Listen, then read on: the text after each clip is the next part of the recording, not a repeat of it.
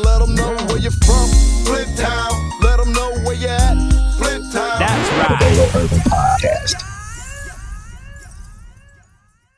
I always go back to epic times and epic people that I was blessed to come up with. And anywhere we went throughout the world, if they didn't know anybody else in Flint, Michigan, it's two people in the music industry that they always knew. That was A.Jeffery Lavalley and Bernard Terry. The DALO Urban Podcast. Salute, salute, salute. And thank you. How you doing? I'm good. I'm alive, so that's always a plus. Yes, sir. It's good to be. It's good to be here. It's good to be alive. Yes, sir.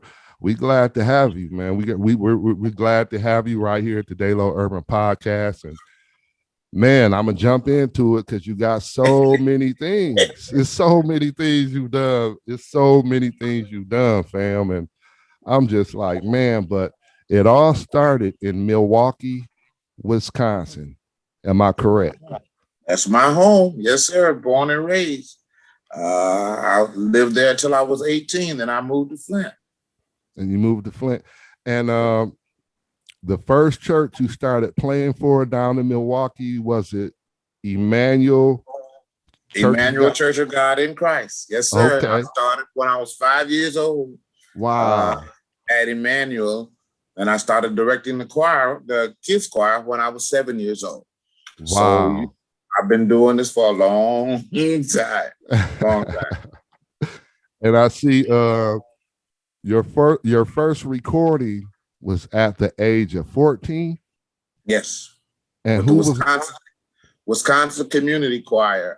We were formerly known as the Northwest Wisconsin Church of God in Christ State Choir.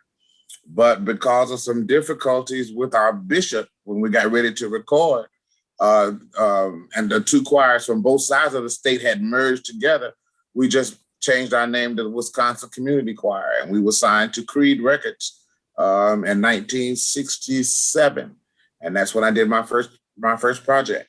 And this is at the age of 14. 14, yes. Wow. I had just turned 14. Really? Yeah. Wow. And how did it feel to do your first recording? I was excited, but I really didn't understand the depth of what we were doing. I was just excited to be playing on a record, because I never thought that I'd be doing that. And here we are all these years later, and I'm still doing it, loving every minute of it. But it wasn't a thing. I was just excited to be playing, and playing with the cats that I was playing with at that time. So it was cool. It was very cool. The DALO Urban Podcast. In my notes, I was seeing that you really didn't want to be a musician. You were going into journalists, and that's kind of what you wanted to do. So I want to say, were you rebellious of the calling, or did you accept the calling, or did it take a minute for you to accept your musician ministry calling? Well, I always knew I'd be playing. I always knew that, but I never knew I'd be doing it for a living. I never expected this to be my income. What I expected was I've always wanted to be a news anchor. Since childhood, I always thought that was an interesting job, and I like to talk and I like to tell people what's going on. So I figured, okay, this is what I want to do. And I went to school for it, and it didn't work out for me. So I dropped out of school, and I just started concentrating on the music. I really wish I had started concentrating on the music earlier. There's no telling what I could have done or where I could have been, but I'm just glad I did take time to start concentrating on the music. And it's always been in gospel. I mean, I've done a couple of forays into R&B and even some hip hop, but gospel is what I do, because I guess that's what I'm best at. But I try not to put myself in a box and classify myself, because first and foremost, I'm a musician. I just happen to be a musician that plays gospel. So that way, if somebody needs me to play country, I can dance with it. Or if they need me to do R&B, I can do that too. So I haven't placed myself into a box. Okay, I feel that. I see what you're saying. I can relate to that. Yeah. And I want to go back a little bit, and I want to say, how did you end up in Flint, Michigan? I came here to play for one of my friend's father's funeral in November of 1972. Wow. And I was like, it was either the week before Thanksgiving. It was the week before Thanksgiving. And the funeral was on that Friday. And I didn't know that time that Reverend Floyd was related to the family. I didn't know him. I had never heard of him. And after the funeral, they asked me to come to rehearsal that Saturday. And I went to rehearsal that Saturday and taught a couple of songs. And we did the song Sunday morning. And after church Sunday morning, I was in the office with him and the chairman of the trustee board asking me if I wanted to move to Flint. So I told him I had to ask my mother and I had to ask my pastor because I was just 18. And I went back to Milwaukee. When I got to Milwaukee, my pastor said no, that I couldn't do it, that I was needed there at the church, blah, blah, blah, blah, blah. And I told my mom what he said. And a couple of days later, she came to me and said, well, look, if you're really that sure you want to go to Flint, I'll pack your bags and help you go. And 2 weeks later, I was here. The DALO Urban Podcast. I know you got a lot of hits that you produced and you put together. And one of the first ones I remember the Keith Pringle. Woo! No Greater Love, is it? Oh man. Yeah. And see what we got to realize. Let me break this down. See, it's a lot different nowadays. We got cell phones we can pull up. Back then in the early 80s and up in there somewhere, all we had was TV. Right. So if you was on TV for 3 minutes, that was a big deal. Yeah, it was. And we would turn on TV and everybody run in. Jeff is on TV. Jeff is on TV. And we look, Jeffery Lavalley is up there jamming. If you ever seen Minister Jeffery Lavalley direct, it's so much energy he brings when you are directing. And back to the Keith Pringle with the No Greater Love, I just want to say, how did that come about, or how did that process come for you writing that song? Because to this day, that's got to be a classic as well. It has to be a classic because I've heard so many people do it over and remake it and remake it and remake it. And I just want to know, what was the process of putting that song together or writing that song? Well, actually, there was no process. Ricky Grundy had asked me to come to rehearse. I was in LA working on an album I was doing for Reverend Cleveland. And Ricky asked me if I'd come to rehearsal and teach something. And I said, sure. Didn't have a thing. Wow. I didn't have a song. I didn't have an idea. I had nothing. And the rehearsal was on a Thursday night. And I was driving to the rehearsal in Reverend Cleveland's car. And I still didn't have anything. I had nothing. And I literally just said, okay, well, Lord, I can't go in here empty-handed. I promised this man I'd have something. You got to give me something. And I mean, out of the clear blue sky, that rhythm came to my head. And I didn't have anything but a pen and a yellow legal pad. And I pulled to the side of the road and I started writing down the lyrics that I was hearing as they were flowing. And I started writing the notes on top of the lyrics so I would have something to refer to when I got there. And I walked in the door and told them, now we are learning this song together. And the rest of it is history. Wow. Matter of fact, it was actually a full choir song. And when I left to come back to Flint and then went back to the section, Keith said, oh no, I'm getting a part of this. I'm singing part of it. he decided he would be on it, and that's how that came about.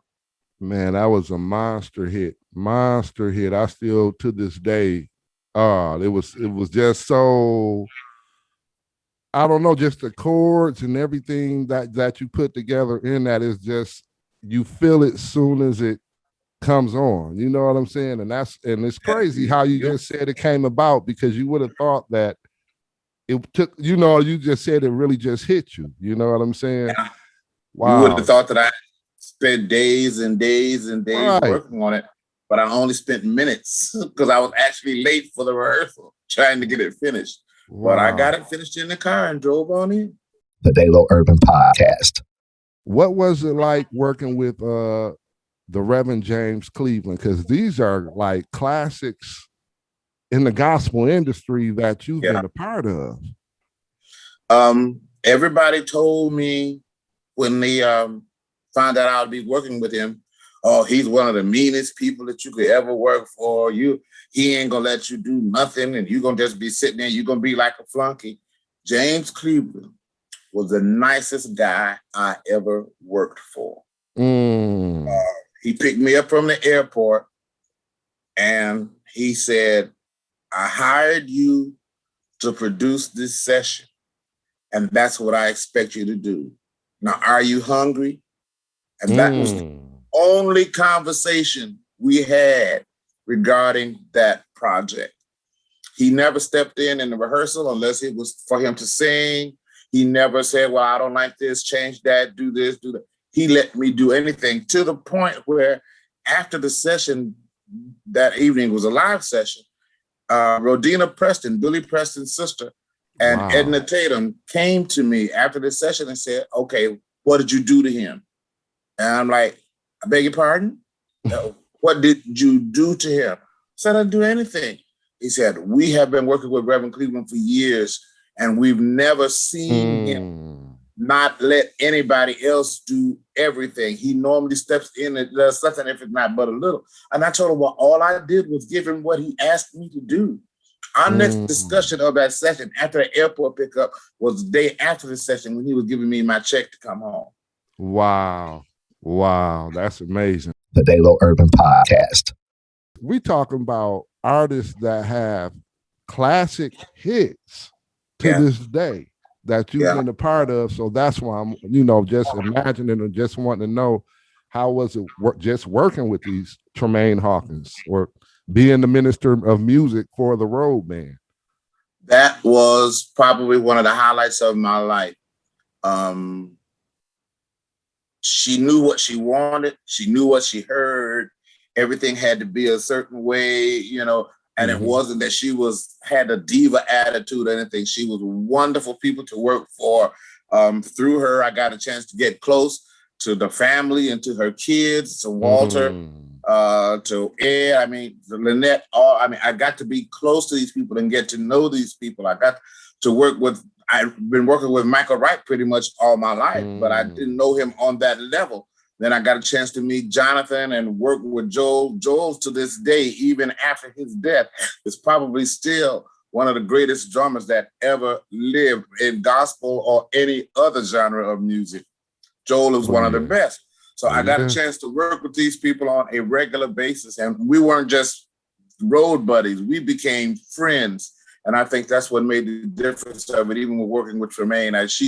Even to this day, we still keep in touch. The DALO Urban Podcast. Sometimes you get your best thoughts when you're just walking, and you just, so I'm just asking, was that a part of, you just trying to brainstorm, or you were just walking just to, hey, I'm going to rehearsal and I'm back at home? That was a big part of it. Music has always played an important part of what I do, or I wouldn't be doing it. But I'm always listening to music, and then those times I really didn't understand it. But I really do. You have to be sensitive to everything that's going on around you, because you never know when something that you hear or something that you see or something that someone has said to you will inspire you to write on the spot. So I try to stay alert. I try to stay aware to everything that goes on around me. And walking was one of those ways. I mean, I'd hear people's conversation walking down the street and get an idea, or hear somebody riding down the street and listen to what they were listening to and hear the beat, that type of thing. So there was always inspiration as you went down those streets. And, Flint, you can hear cars coming down the street 7 days a week, 24 hours a day. So there's always some inspiration happening. Oh yeah. That we would always talk about that. Me and my sisters, like, man, he just like it's no big deal. We just seen you on TV a couple of days ago. We hear you come up the street walking with I'm like, man, that's Jeff. But Flint kept me grounded. Right. I got you. I could have been anywhere, but this city will keep you grounded. No matter how talented you are, you have to be down to earth if you want to reach people, if you want to be able to deal with people, because they don't care anything about your attitude, unless it's nasty. You got a nasty attitude, then that's when they become concerned. Right. This cat ain't about nothing. And so you want to be grounded. That's the best way to be. The DALO Urban Podcast. One of the biggest hits that resonates through America, through all the cultures of the country, and that's Revelation 19:1. And the crazy part about this is, from what I read and what I got from it, it came about as another accident. Yeah. The song came about as another accident. Yeah, that's what I call it, an accident. And, it was. We were in communion service, and my pastor, Bishop Floyd, walked over to the organ. Spirit was high, and he walked over to the organ with his Bible open, and he slammed the Bible down on the organ and said, "Sing this." And I looked at him and I said, "Excuse me?" And he said, "Sing this." And he turned around and walked away. And his finger, before he walked away, his finger was pointing to Revelation 19 and the first verse. And I'm like, okay, here we go. I don't know how what's going to happen. Yeah. And I literally said, "Now, Lord, you got to give me something quick, because my pastor just asked for something that I don't have." And I started singing the first melody that came to mind. And we sang the first line of that, I guess, for at least 45 minutes. The choir started singing, then the audience started singing. And, I'm saying, well, this is one of those moments. None of us will ever remember it. And it just so happened that night, the guys in the media room who never taped communion service taped that night. And we were getting ready for the His Eyes on the Sparrow project, and we had 7 minutes to spare that I had to complete for one side of a project. You had the 24 minutes aside, and I was like 7 minutes short. So I went on and added a little bit of this and added the end of the chorus, and then added the descants and the 3 sectional parts. And I still only had like 3.5 minutes of a song. So Bishop decided that he would do a narration, and it literally came out to 7 minutes on the nose. Wow. And here we are 34, 35 years later, and people are still singing that song. It's amazing to me. It's amazing. The DALO Urban Podcast. You just took the question that I was going to say. How does it feel to have a song that was by accident, or we'll say by God? There you go. And how does it feel to know that you have a song that will forever, forever, forever be performed long after we're out of here? Forever. It's amazing. It's amazing. It's humbling. Because I don't write for recognition. I don't write for I'm not a hit writer. That's not what I do. I just write songs because that's what's in me to do. I think the thing that really hit me the most was when I saw one of Kanye West's videos of the Sunday service choir, and I looked to the side and there was Chance the Rapper singing my song. I'm like, are you kidding me here? Wow. That's the thing that let me know, it's not just for church anymore. This is not just for the average congregation. This is for everybody. This is for anybody. Right. It's really humbling. And who would have ever thought, like you just said earlier, Flint will ground you and put you down to earth. But I got to say this right here. Who would have ever thought a song that was recorded right around the block from where I stayed, right, at a church in Flint, Michigan, right, would be this big and forever resonate in the world and in the country? Who would have ever thought that? That has to be, isn't that? I never thought about it. Never, because I don't think about hits. You write the song and you move on to the next project. And it's just amazing to me that out of all the thousands upon thousands of songs he could have chosen, he chose that one, to sample. And it's been done by others too, but let me put it this way: I have probably made more off of his sample than I made off of my entire career writing songs. It's amazing. We had no conversation. I have no paperwork, no nothing. They literally just did a mechanical license to do the song and gave me the credit for doing what I do, and that was it. The next thing, as a matter of fact, the way I found out he recorded it was my niece in Phoenix called me and said, "Uncle Jeff, Kanye West your song is on Kanye West album." I said, "Yeah, okay," and hung up on her.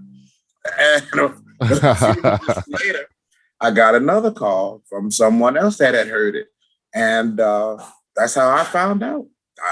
It's just amazing, man. It's amazing. Yeah, that's incredible. That's incredible, fam. That's something else. Like you said, almost 30, 40 years later. Yeah. And the song is still, and man, it's and I say that to say this right here. And this is in the gospel industry that we're talking about with Minister A.Jeffery Lavalley, but it is something about, Flint doesn't get the credit that it's supposed to get in a lot of different areas, but for some reason, we still have classic hits that'll get out of here, even in different genres of music. It's like, it's something about the energy that comes out of here through music. Really is. And the arts that resonates with people. I don't know what it is. And, it's just kind of, it makes you think a little bit. The DALO Urban Podcast. New Jerusalem, right here in the hood in Flint, Michigan, was the first place where I seen actual live instruments being recorded. Because you got to think, back then it was no drum machines really and all that type of stuff. Back then, you didn't have that. You had to be on your chops when it was time to go. Oh yeah, there was no sequencing. We didn't have stems, and we didn't have loops. You had to be real on it. And then in those days, you didn't go back and overdub much either. What you got on those records was what you gave. The choir didn't have to go back and fill up the record with sound. They sang that night, so they didn't have to go back and do it again. But it's different now. It's a different day, but the music is still there. It's still there. Okay. And with that being said, my last question is this right here. What opinion do you have far as yesterday's gospel music and today's gospel music? Where do you lie with, because some people, you got some people that say today's gospel music ain't messing with yesterday's gospel music, and you know, a lot of people get into the contemporary of it and what ain't. And I was just wondering, what is your opinion as far as that goes? If it's true gospel music, I don't have a problem with it. Because again, let's go back to one of my statements I said earlier. Music is music. It doesn't become a genre until you give it something to classify it, such as lyrics. And a lot of the gospel music that comes up under the category of gospel that we're hearing today really isn't gospel music. You may be able to call it inspirational, but it really isn't what I would call gospel. I don't have a problem with it because I have to remember that I've lived through all the changes of gospel music from the days of Tommy Dorsey. Yes, sir. From the days of Thomas Dorsey, you know, to the Andre Crouch days, to the Edwin days, to the Walter Hawkins days, to the John P. Key days, days to now. So I've been literally, and it looks like every 10 or 12 years, there's a new change that comes up, you know. So it's another one is getting ready to come. It shouldn't be long that we'll hear a new sound in gospel music. But as long as the message remains first and foremost and remains the same, then we'll be all right. You know, as long as these guys remember that we're not out to make hits there's a format, there's a formula in making good gospel music. And the formula is this: message, ministry. Your message is first and foremost. Then your message has to ride on a smooth method. Your method, that music, that background, those background vocalists, all that's got to complement the message. And when you finish that, you know, if that's right, then you end up with ministry, man. That's what it boils down to. So that's how we have to look at that thing.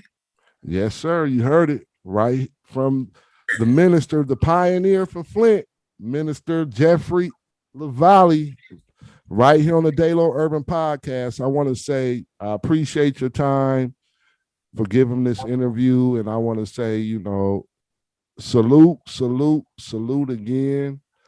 And once again, thanks for checking us out right here at the DALO Urban Podcast. Oh, my pleasure. My pleasure, man. The DALO Urban Podcast.